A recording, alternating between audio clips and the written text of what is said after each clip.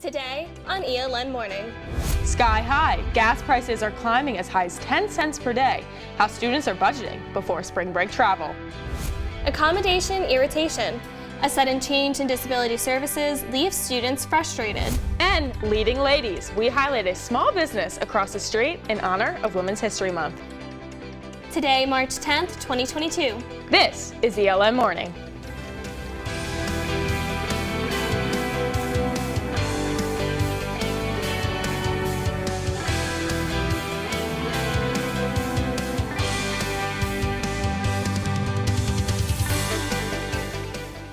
Good Thursday morning, everyone. Thank you so much for joining us. I'm Rundle. And I'm Annemarie Bonner. You're watching ELN Morning. Annemarie, it is so great to be on the couch with you today. We are filling in for our normal anchors, Ashlyn and Baylor, but it is so great to be joining you today. It's good to be with you too. And spring break is just a day away, and some students have already left campus, but others will be leaving as the days go on. Exactly. And we do have to talk about some of the gas prices that they will have to face as they do head to their spring break travel destinations. So as students do prepare to leave campus for spring break, they're being met with record gas prices, totals reaching the highest levels in over a decade.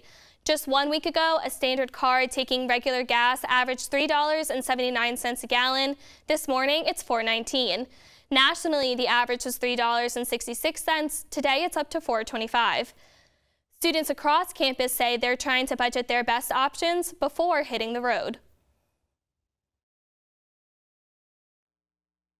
The prices being over $4, it's just outrageous. I drive to Raleigh like 4 or 5 times a week, and having to pay over $4 for gas is a lot, especially with making as little as we do. Very glad that I don't have a car right now because I don't want to be paying for gas. You have to roll the punches. Like it is how it is. It's how the times are. So when it reached like 360 something, I started realizing, okay, I need to like put aside gas money so I can go home for spring break and like not have to worry about that. President Biden is warning Americans prices will continue to increase as the White House announced a ban on all Russian oil imports. Nearly 1,500 students registered with disability services could be affected by a sudden change to course registration. Students with approved academic accommodations are now no longer automatically guaranteed priority course registration. The change, announced in an email, requires students to apply for early registration, now to be granted on a case-by-case basis. Junior Kennedy Boston, who is registered with disability services, says she is upset that students who need priority have a limited amount of time to get required documentation. I haven't felt the support that I need right now in this time of like, oh, we'll help you like figure things out. Ella Nutt uses a partially motorized wheelchair to navigate campus. She relies on registering early, but did not receive the email. Now, she's left unsure if the change applies to her. I need to find out exactly what documentation they need. Priority registration would be helpful, is so that I can see, like for some of the classes, I would be able to actually see where each class is being held, and so that way I can pick classes that are held in places that I can actually get to easily on the campus. Disability Services Director Susan Wise declined an on-camera interview, but wrote in an email statement to ELN that the decision was made to make ELN more in line with our peer institutions. The deadline to apply is March 28th, and course registration begins on April 4th.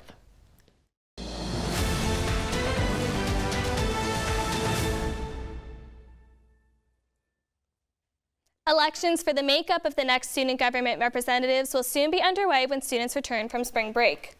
Joining us now in studio to discuss is SGA Student Body President Jack Corby. Thanks so much for joining us. Thanks for having me, you guys. So Jack, the elections start March 28th, right? So can you talk us through just what the process for elections look like? Totally. So the election packet to run for any open SGA position, which is in the Senate, the Finance Board, or the Judicial Branch, is open right now. Students have until March 21st at 5 p.m. to submit the packet. They can choose one position to run for, and then there's a week of campaigning, and then about 36 hours of elections, opening 8 a.m. on the 28th and closing at 6 p.m. on the 29th. Okay, and why should students vote in these elections? Why should they care? Totally. Well, you elect your representatives. So at the Senate level, you elect the people that will work on legislation for you, work on different class events in correlation with other student organizations on campus. Judicial, you elect to work people that will see different things with student organizations and within the honor board. And then overall with the administrative officers, you work on the people that will speak to senior staff and to work to fund different student organizations and things like that. So we have a large say in what goes on campus, I feel like. So having students have their voices heard is a big part of that process. And ELN was at last week's SGA meeting where a pay raise was announced for next year's SGA Executive Board to $8,000 stipend for the year. And we were able to talk to some students afterwards and we got their reactions to that. Okay. And here's what students have to say. Let's take a look at it.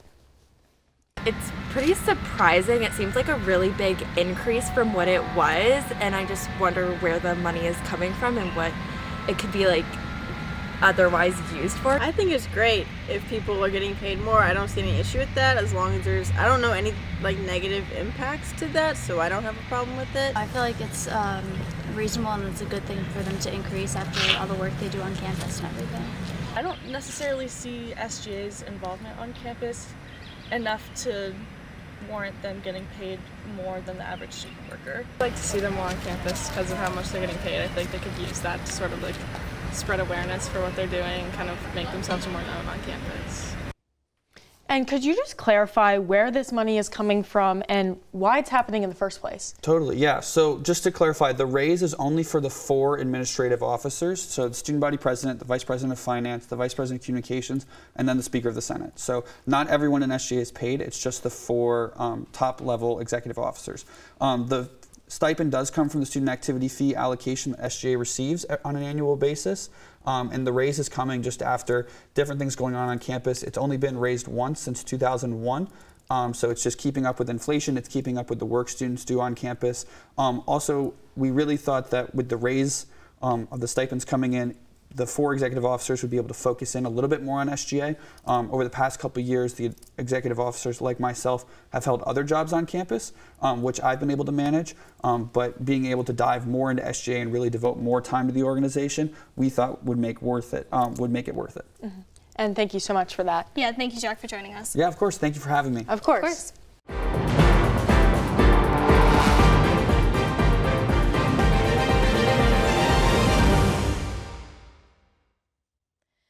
We're back with our continued coverage of the crisis in Ukraine. Heavy fighting continues into day 15 as Russian troops continue to surround Ukraine's capital city, Kyiv. Overnight, Russian forces bombed a maternity hospital in Mariupol, leaving at least 3 dead and 17 wounded. U.S. officials now warn Putin could unleash chemical weapons as tensions continue to escalate. Vice President Kamala Harris is in Poland this morning, reaffirming her commitment to defend NATO allies.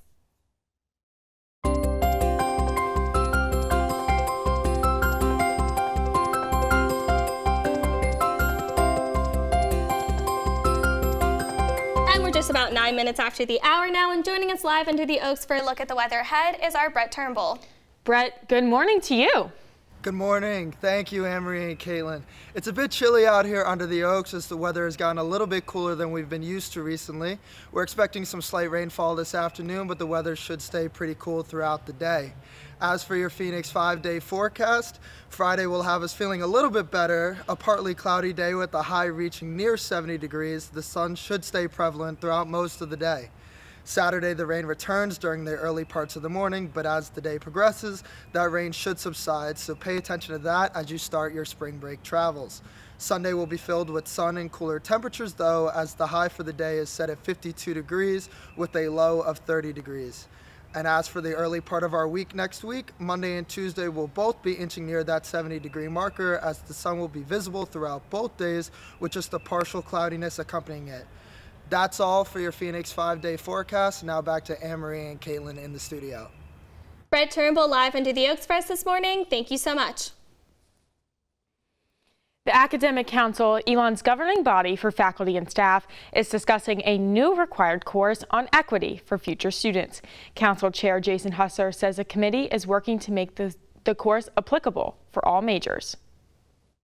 The way that's conceptualized right now is that it would be a type of course, not a specific class, but a designation, kind of like an ELR, that all students, once this went into effect, would take a course related to equity in the United States. Hustler says the course would not be required of current students, and changes are set to be announced before the next academic year.